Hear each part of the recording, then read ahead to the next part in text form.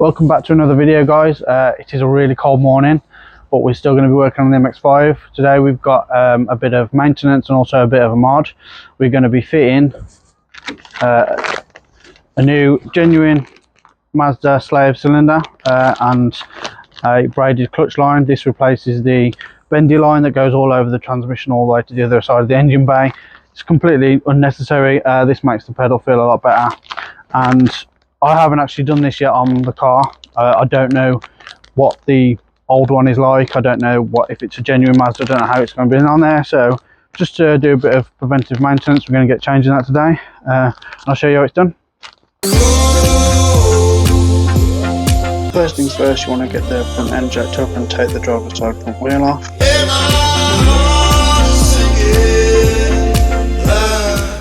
Okay, so with the front wheel off, you can now see that it is just there. Plenty of access with the front driver's side wheel off, and we'll get in there now. We'll just do a D4 with those bolts and we'll start breaking them loose.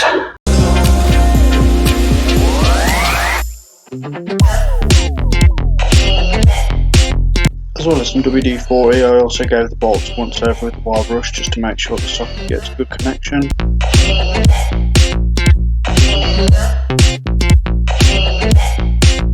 While the WD-40 soaks in, I drain the master cylinder of the old fluid just so it doesn't all leak out when it's dry.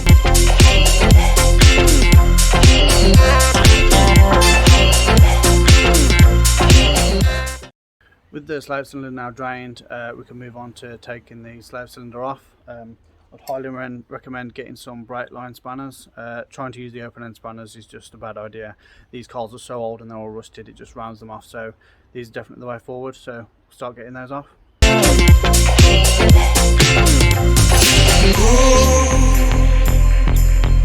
I'm so cold.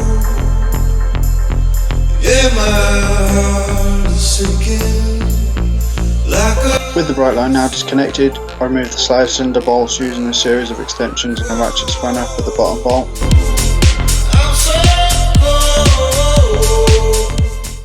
So with the old one out, we can now compare them to the original Mazda one. It's a good job I actually replaced this one. Obviously I can't see it while it's on the car, but the boot is absolutely mashed, so that could have caused problems. A lot of grit could have got in there, it could have seized up, so it is a good time to be changing it. This is the original one. I don't think that one is an original one just because the numbers are slightly different on both, but what we'll do now with that out, we'll go up to the engine bay and we can start removing this clutch line just down there. It's that one that I'm pointing at, the long one. It does run all over the engine bay, all the way to the other side, loops back round and then goes down to the transmission. So the new one does actually replace all that. We've just got to loosen that one from the slave cylinder, and the one down there, there's a bracket down on the transmission. We'll get those two off and we'll pull it out.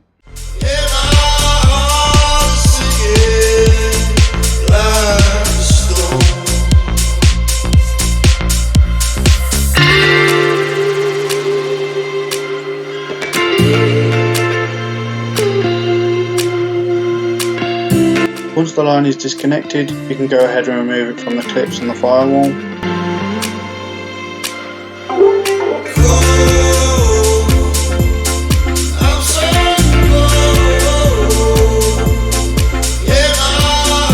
Next, moving over to the other side and removing the last connection.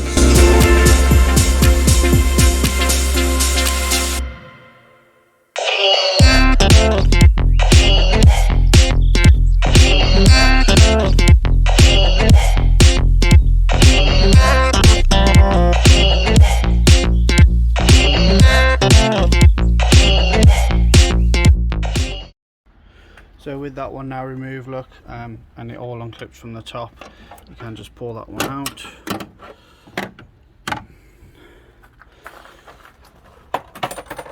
And then all that's left to do is just pull that little metal shim out, and then that'll loosen that edge from the main rubber hose that runs over the transmission and then down to the other side. And underneath the car at the transmission, there's a little bolt that's holding the rest of the metal wiring and once that's off, the whole thing will pull out. So we'll get to that now.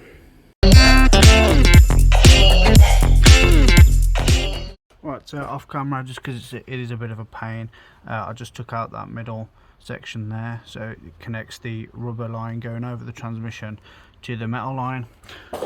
So then the metal line connects to just that little bolt there. It's just a 10mm bolt, and then the whole metal line will come down. So with that now all out the way, we can put the new slave cylinder in, and then connect the new line to the master cylinder, run it down to the slave, and then start bleeding it out. Putting the new slave cylinder in, you want to make sure the little pin on the end sits into the clutch fork and then secure in place with the original bolt.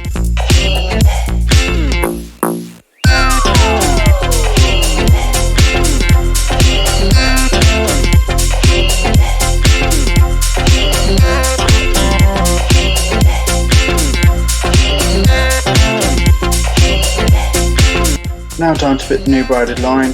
This simply screws into where the original line went into the slave cylinder.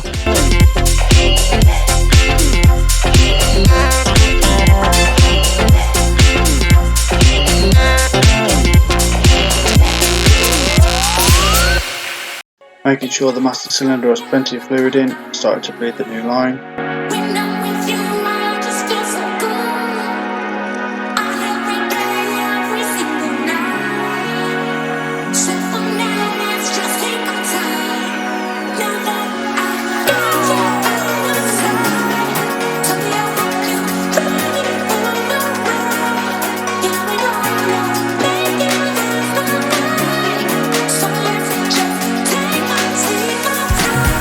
Once I was happy with how much of the old fluid I'd got out, I reconnected it to the slave cylinder and bled it once more through the bleeding ball.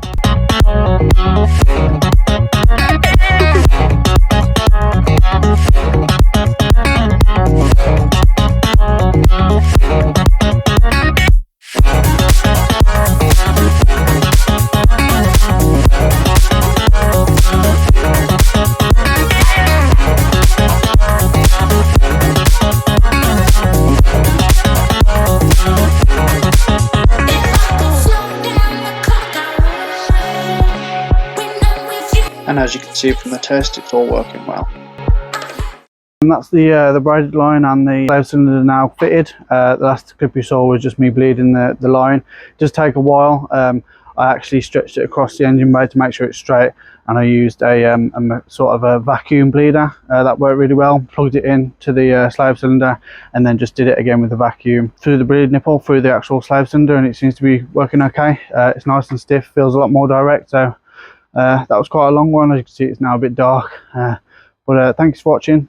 Please subscribe, it helps massively, and I'll see you in the next one.